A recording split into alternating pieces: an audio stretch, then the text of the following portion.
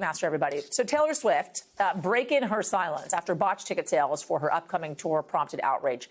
The singer said in part it was, quote, excruciating for me to just watch mistakes happen with no recourse. It's coming after the Great War, we're calling it, a ticket sales turned into a bloodbath with thousands, millions, I should say, of fans reporting massive glitches during both pre-sales.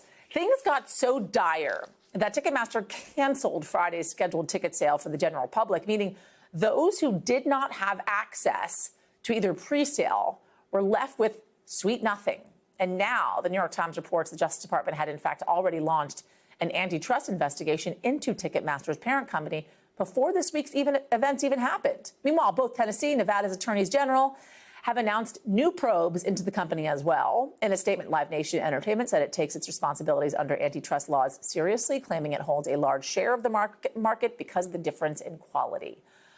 James Skoufis is a New York State Senator and chair of the state Senate's Investigations Committee and is joining me now.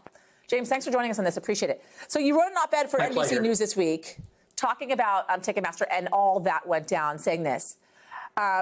Ticketmaster should essentially be considered a monopoly and broken up. And you go on to say the latest drama exposes the secrets of a broken system. How did this all happen?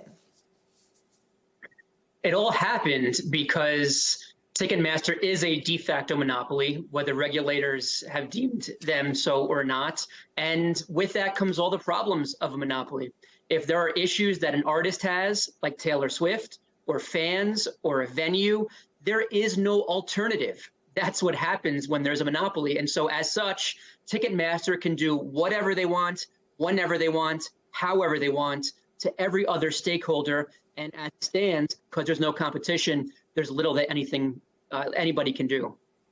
So we know the Justice Department obviously approved Ticketmaster's merger with Live Nation back in 2010, hence the statement that I gave from Live Nation. Also, though, in 2019, after an investigation, the Justice Department, this is from the New York Times, found that Live Nation had repeatedly violated this provision of its decree regarding forcing venues to use their platform. They actually adjusted some of the language around that. But has anything really subsequently changed?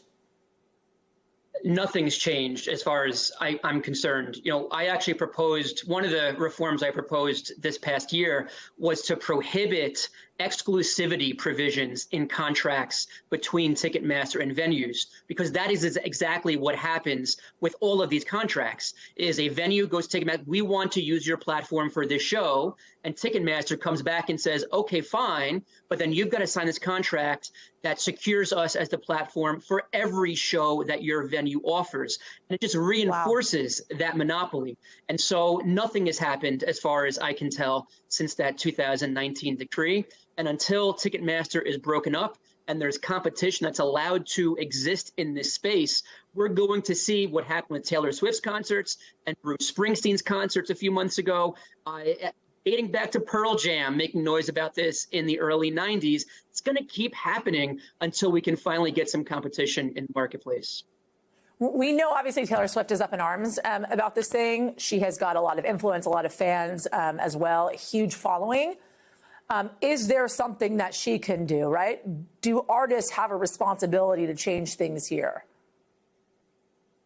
I do think so. And she is in a fairly unique position in that the only artists that have any leverage with Ticketmaster are the really, really A-list artists. Everyone else is at the mercy of Ticketmaster. But the Bruce Springsteens and the Taylor Swifts of the world, they actually have leverage with pricing. They have leverage with venue and concert locations. They have leverage with something called holdbacks, which are the number of tickets that are literally held back for VIPs and platinum credit card members that don't go and are made available for on sale to the general public.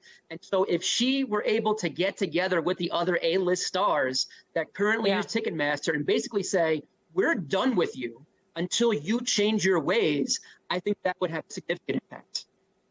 Yeah, we're going to have to watch and see how this whole thing plays out, of course. James Skoufis, thanks.